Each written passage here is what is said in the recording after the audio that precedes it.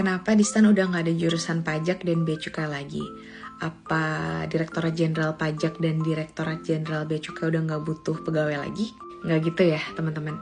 Jadi sebenarnya memang dari beberapa tahun di STAN itu sudah tidak ada jurusan perpajakan dan kepabeanan dan cukai. Kenapa?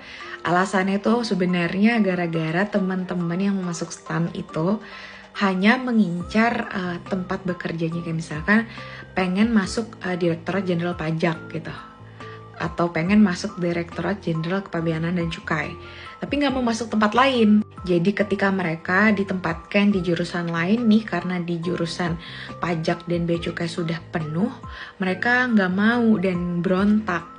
Ya semacam menyesal lah, kenapa saya di jurusan lain padahal saya pengennya di jurusan itu.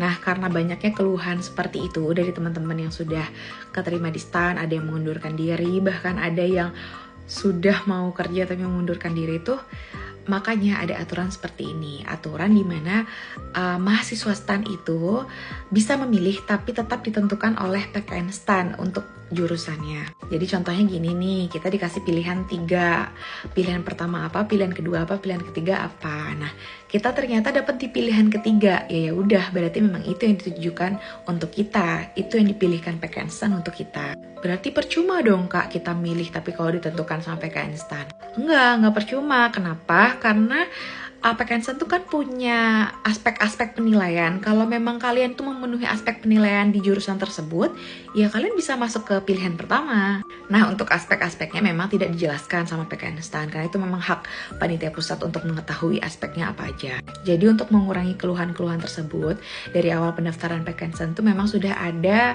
checklistnya, siap ditempatkan di jurusan mana saja, walaupun tetap dikasih pilihan ya. Nah, nanti teman-teman yang memang dari jurusan-jurusan tersebut itu tetap bisa kok penempatan di pajak dan bea cukai, tergantung nanti hasil akhir kalian selama kuliah nanti. Kan pasti ada tuh aspek-aspek penilaian untuk penempatan kerja. Kalau penempatan kerjanya di pajak, aspeknya apa aja, penempatan kerja di Direktorat Jenderal Pembenaran Negara apa aja aspeknya, begitupun di bea cukai apa aja aspeknya. Itu pasti ada aspeknya dan kalian memenuhi nggak di kantor tersebut.